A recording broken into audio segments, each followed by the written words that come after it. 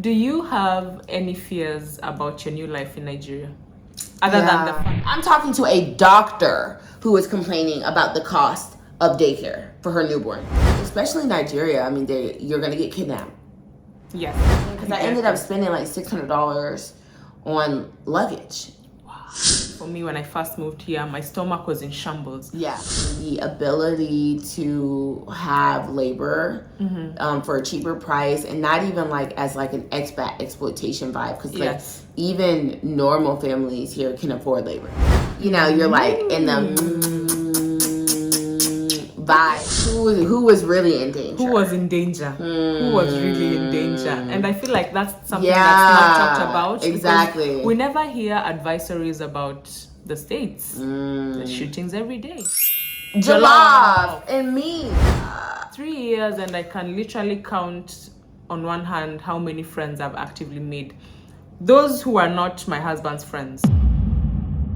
A Kenyan living and thriving in Lagos, Nigeria, and an American who lived in Kenya but is now looking forward to living and thriving in Lagos, Nigeria. This is going to be a good job.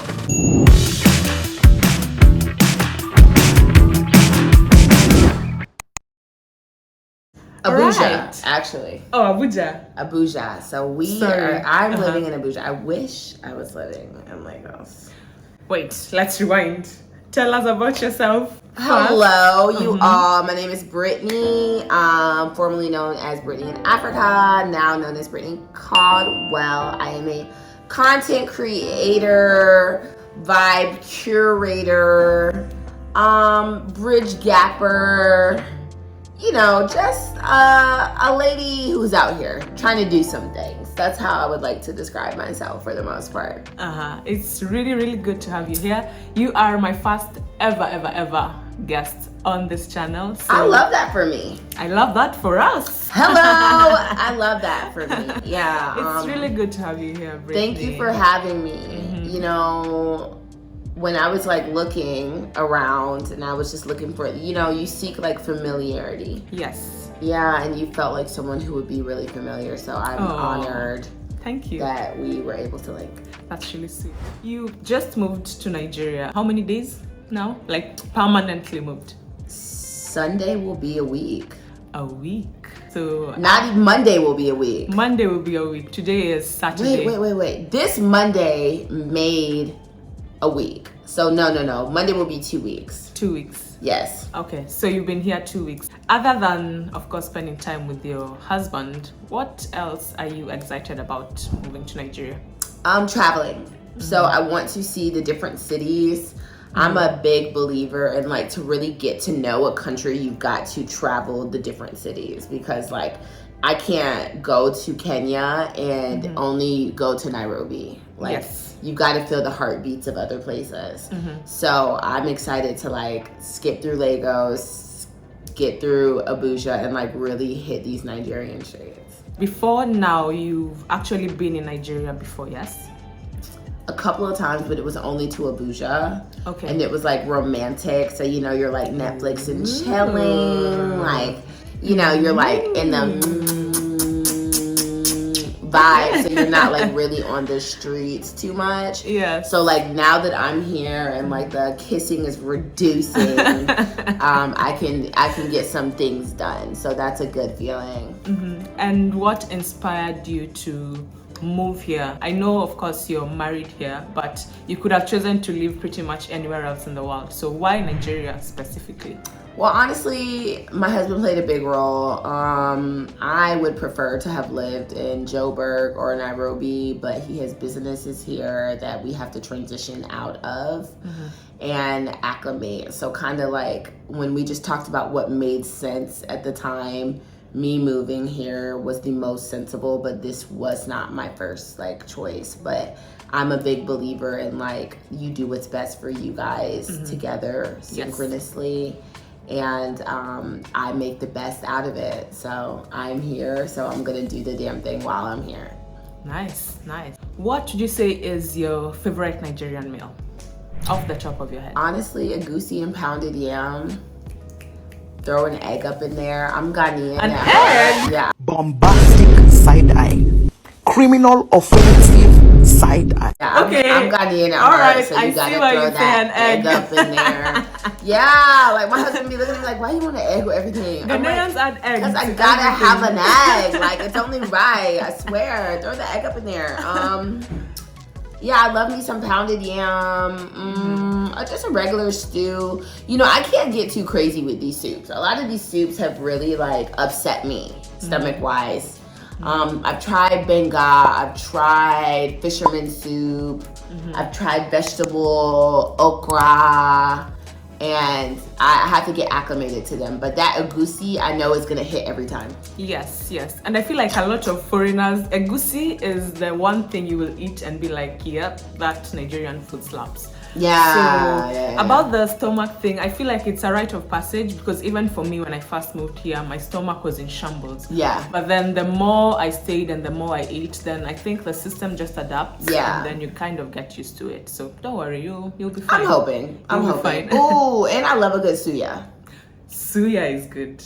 Suya is very good. But I feel like it's like that same thing you just said, like, where it's like one of those just things that everyone loves. So yes, you know, it's like suya. I think because it's kind of familiar, because everywhere in the world there's some form of barbecued meat of some sort. Suya is like a nyama choma. Yes, it's like nyama choma with a spice. Do you remember what your first Nigerian meal was? Like the first time you ever had Nigerian food? I was in the club in Atlanta, and I had suya. They ordered suya with the bottles, and I was like, dang, onion. I was like, onion? Just random raw onion? And I was like, what is this powder? And I was like, suya spice. Yeah, I was like, this is different. So then I was like, this is another one. Yeah, another one. It was nice. And then there was this Ghanaian restaurant called Ramaha's in Woodbridge, Virginia, where I would get like my jollof and meat, and they would do like delivery. Okay. So I would pay $30 for my little jollof and meat plate. $30. Wow. Okay, listen, these Africans in America cooking are making money. Okay, so they sent the wrong thing to my house. They sent egusi. What did you order? Jollof and meat, jollof and goat. So I was like, what the? I was like, what is this? And then I was like sniffing it a little. I was like, okay. No, well, I might as well just try it since it's here. So it was egusi, and I was like, wow, this is really good. This is really, really good. So I just started eating it from there, and then, became a lover of it. Okay, I remember the first time I moved to Nigeria, my first ever meal was Chicken Republic. Have you tried Chicken Republic? I don't like going to like KFC, Chicken Republic. That was my first meal. I think it was because my husband was quickly rushing to work and I had just landed and I needed something to put in my stomach. So my first ever meal was Chicken Republic. I remember it was a plate of fried rice, fried chicken, moi moi, and I think the Fanta apple or something. But they serve moi moi at Chicken Republic? Yeah, they do. I gotta go look at the menu. I'm just like turned off by, I don't know. I've never. They have moi really moi, been. they have spaghetti, they have sandwiches and chicken salads. They have quite Why a you bit. just taught me something? Yeah, try Chicken Republic. It's I don't know, you might like it, you might not. But I might like it. I like Chicken Republic, it's good. What is the most random thing you've seen so far during your time in Nigeria? Like, what's one thing that would look at you looked at and say, that's so random or that's so interesting? For me, I always get very excited. That's a good question. Have you ever seen someone on an Okada carrying the biggest thing on their head? And the bike. Ghana and Nigeria are very similar. So a lot of the things that I've seen here that are like I've seen in Ghana for the most part, because they are very similar culturally. Okay. Let me see. I can't think of anything random, but what I can say that I was shocked by is like the food culture here, outside of Nigerian food. So I was not expecting such like a great restaurant aesthetic. Okay. So like I'll pull up to these restaurants and be like, damn, this is nice. Like this is popping. Like, you know, things that I don't even see on Instagram. So I'm not saying that in my mind. I was like, oh, Nigeria wouldn't be nice, but like I'll just be like, wow, like amazed, Yes. at how great everything is, very curated. So Yes. I can tell that Nigeria is really like an aesthetic Mm-hmm. country. Like they're vibing for the gram. Like here. Yes, and the food Yeah. culture is popping, especially in Lagos. There's always a new spot. Like, Yeah. there's always a new place to go and hang out in Lagos and try some good food. I don't think you can ever run out of places to go in Lagos. Yeah, that's just one thing that shocked me. Like going into restaurants, like, wow, this is like really curated very Yes, well. very beautiful, This is very gorgeous. aesthetically Yeah. pleasing. So okay. You talked about Ghana and Nigeria having a lot of commonalities. You have lived in Kenya, Ghana, and Nigeria so far, yeah? So what's the one thing you would say that all three countries kind of have in common, being that they're African countries? Busy streets. Okay. I think a lot of people take that for granted. Like in places like America, there's really so many places where there's nobody on the street. Like, or like just everyone is driving. Like you do not get to like feel that energy on the street. And it's something that I've realized, like I think I go through situational depression where like if I'm not stimulated enough from outside stimulation, like I just feel retreated almost. And that's something that I can say all these countries have in common. So like, for instance, example, and I feel like it's most of the world is like that, except for these like small pocket countries like Canada, maybe US, like even Europe, there's more people on the street, just more energy. But I would say all of them, let's just conclude, all of them have really good energy and like people who are communicating and active. Yes, I agree. I haven't lived in Ghana, but I lived in Tanzania for a bit. And it's the same thing. Like Africans in general are very communal, very more open, Mobile. very, yes. So you kind of get the same vibes depending on whatever African country you're going to, but it will pretty much be the same all around. So let's do a quick game of, I'm going to call it Kiss, Marry, Kill. Yeah. Kenya, Ghana, Nigeria. Go. I think that's easy. So I would marry Kenya. Why? I don't know. I just feel like Kenya is just so easy. Like there's just things. Even I like Boda. It's just the quick and easy for me. I don't want to have to wait for a damn Uber. Like the lack of Boda culture here just stresses me. Yeah. It's dangerous to ride a Boda here for real, and there's not that many. It's because it was banned. I think it was banned. it? It was. They used to be very. I see a lot in, not a lot, but I see some in Nigeria. So they're riding illegally. Yes, they're called Okadas, and there's a lot of Okadas. Before the ban, I don't know about other states, but Lagos specifically recently just banned bodas, which is what we call them in Kenya. They're called Okadas here. So you won't see a lot of them around, but they used to be here, a lot of them, quite a bit. But yeah, bodas are very, very efficient, I would say. So efficient. Very efficient. I just feel like in Pesa, just life in general, it's kind of easier. I would marry Kenya, and the weather, the aesthetic, you know. Yeah. Even like I would say they consider this a luxury apartment. Yes. But like in Kenya, I feel like this is kind of just like a normal apartment. Standard Kilimani, Kilelani. Yeah, like this is not a luxury apartment. Yeah. So like, I just feel like the standard of living is a little better. So I would marry Kenya, kiss Nigeria for sure. I gotta kill Ghana. My ex traumatized me. So I do love Ghana as a country, but even me just going there is so mentally traumatizing. I can't at this point. And then Ghana and Nigeria are kind of similar, so I just stick with kissing Nigeria. Okay, so I haven't lived in Ghana, so I will do kiss, marry, kill, but Kenya, Nigeria, Tanzania. So I would kill Kenya. Only because it's like old news to you, kind of. Yes, I was born there. I've lived pretty much all my life there, so I feel like there's nothing for me there. I get it. I would kiss Nigeria because Nigeria is fun, vibes, good, quick fling, and then I'm out. Okay. And then I would marry Tanzania because Why? Tanzanians are, I don't know, I just feel like they are more... I had fun in Tanzania, but I could definitely never live there. Why?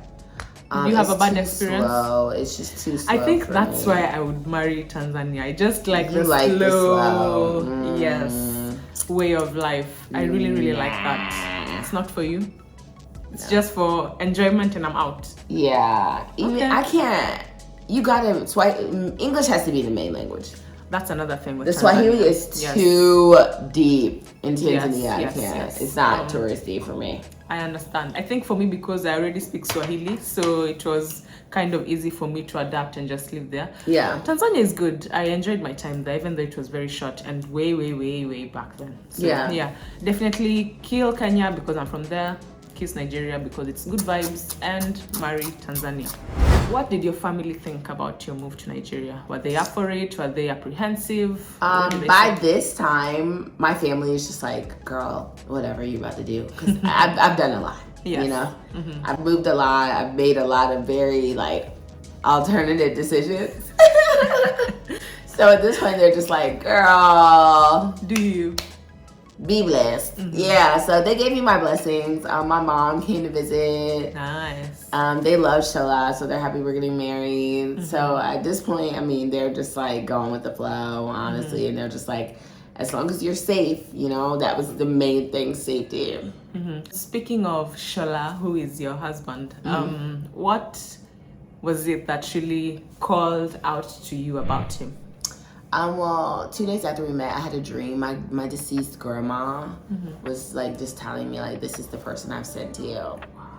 Yeah, and me and her were like the closest, and like she literally told me in my dream like, I sent this guy to you. So that was like a that was like a big factor for me. And then also, it's just the ease that I felt with him. Like I like a lot of my anxiety and like it's the way he makes me feel. I feel when very safe and like it's a safe space. He's a safe space for me. Yeah, we had a very short engagement. Yeah, we both just didn't want to wait. So did you do long distance at any point in time? Yeah, I was in the States for like 6 months. How was the experience for you doing long distance for that? It was period? hard, but we like got to know each other even more, and I trusted him. Like he trusted me. It was a great experience. I left Kenya before him, so he was still in Kenya. When we stopped dating, stopped being together physically.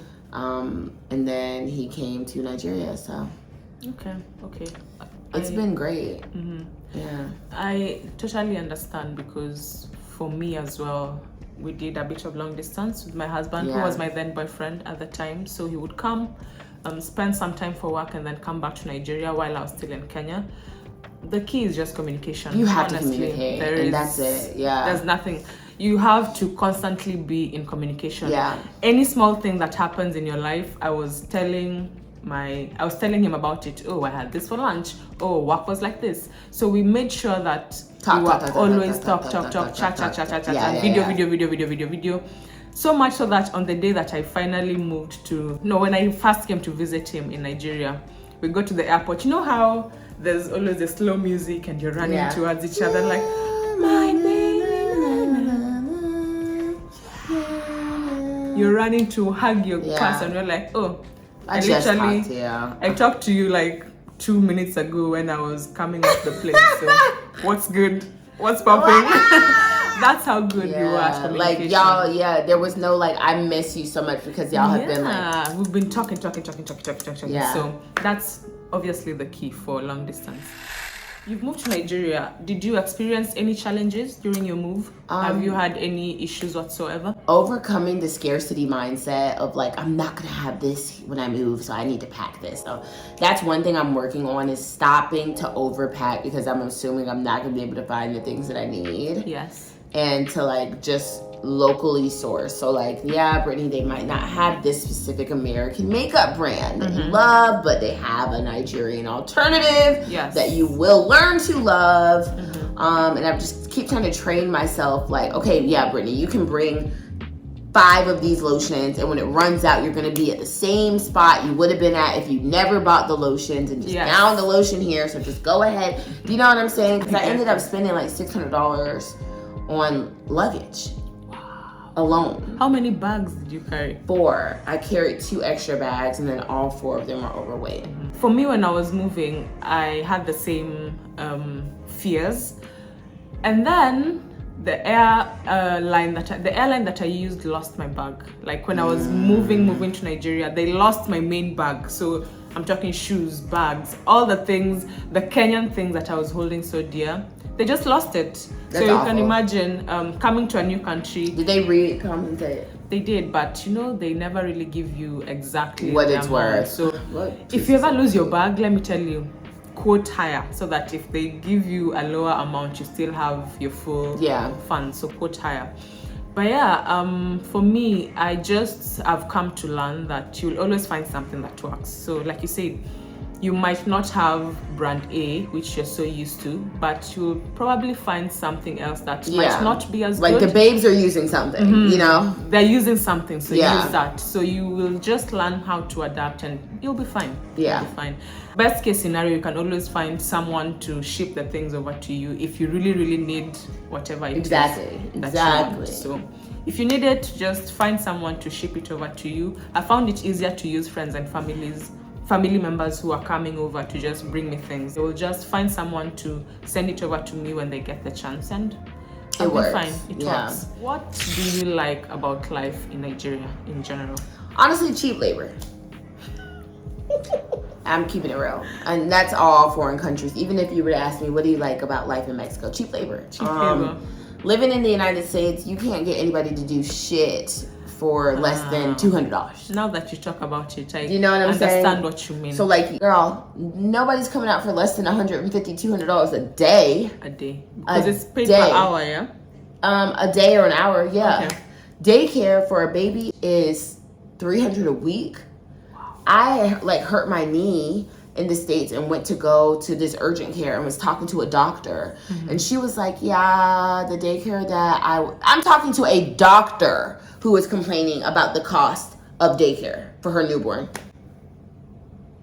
So now I understand what you mean by cheap labor. Yeah, like I need, for the life that I have made myself deserve in my mind, I can't afford it in the States, even on my salary. And I make a good amount of money. Like, I make good money, honestly. And I cannot afford the lifestyle that I want in the States. I can't afford the help.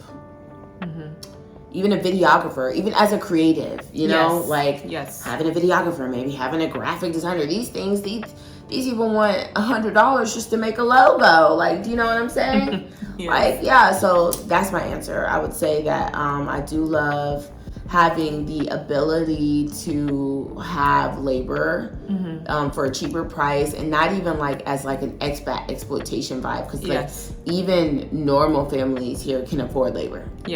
So even if you're an average Nigerian making middle class money, you still have help in the house. True. So we should be a lot different if you are living in the States. And I think that's why a lot of Africans like to carry their relatives to go with them. Like when they have a baby, then their mom will come over to take care of the child. You have to, because there's no way. If you have a nanny, that's half your salary right there. Probably more. The nanny's making more than you at the end of the day if you're paying a nanny in most places, for real.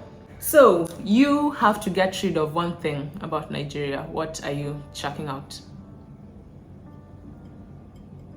Just one thing. I don't like the harsh language.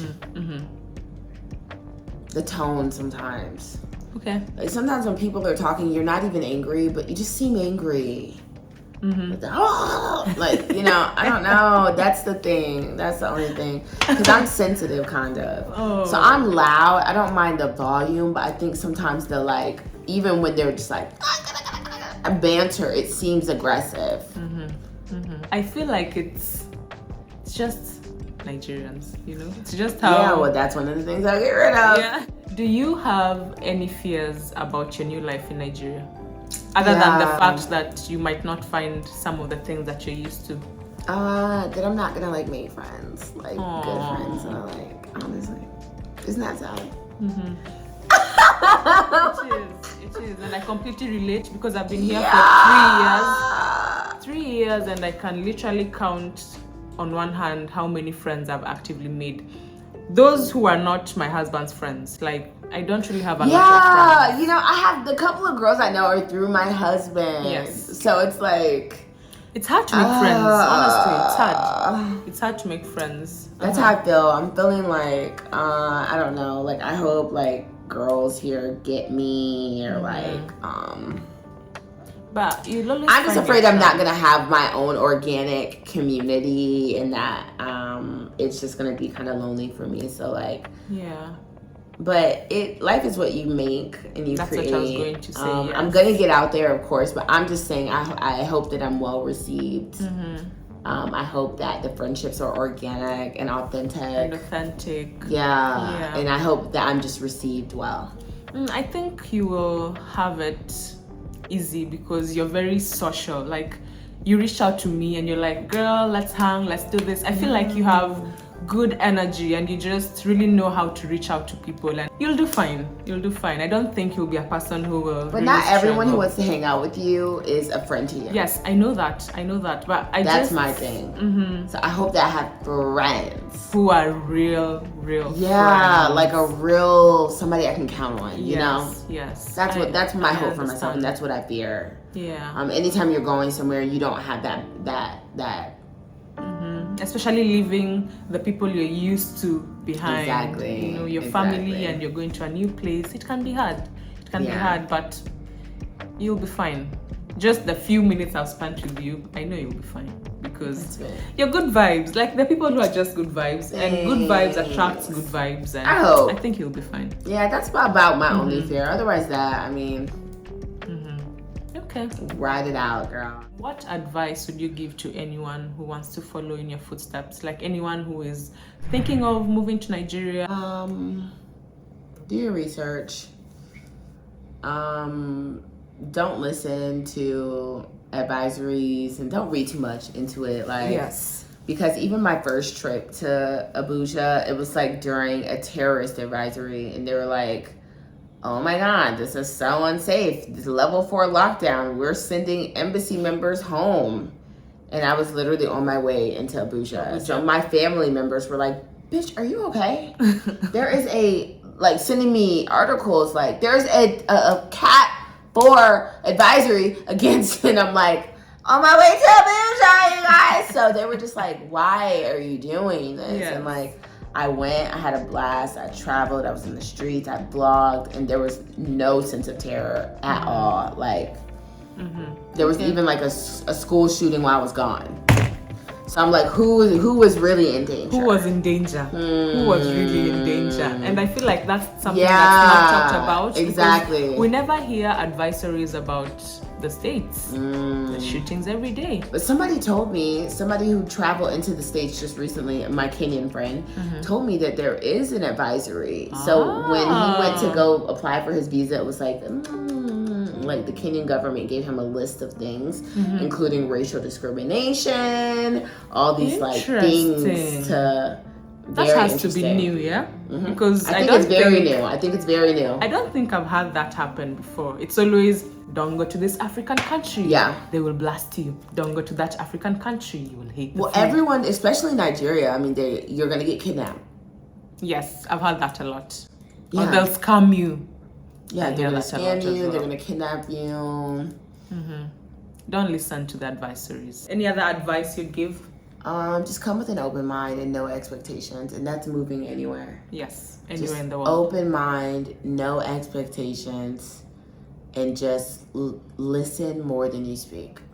That's good. That's good advice. Yeah. That's really good advice. Anything else you want to say? Where can we find you? This How has can we been help great. you? Brittney Caldwell on YouTube. Like and subscribe. Go to my Instagram.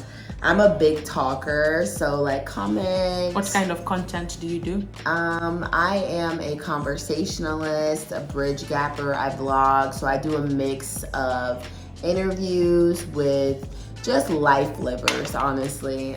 People who are a part of our diaspora anywhere. I like to have conversations with, and I do lifestyle vlogging on my travels. So yeah, that's about it. Well, it's been really good to have you here. Thank you so much for being my first official guest. You've been awesome. Thank you. All right. Thank you very much, guys, for watching. As always, please subscribe right below and like the video if you enjoy this kind of content. I'm hoping that I will collaborate with a lot more content creators. I don't know, I'll see. But Brittney has really opened my mind to, you know, meeting more people and just sitting and having conversations. So you might be seeing a lot more people just sitting down with me and having a chat about different things. Yeah. It's good. I need to get out of my shell because most times I'm at home, I'm working, I'm sleeping, I'm eating. Yeah, but this has been so good. Thank you, my dear. Thank you so much for being here. See you on the next one, guys. Bye.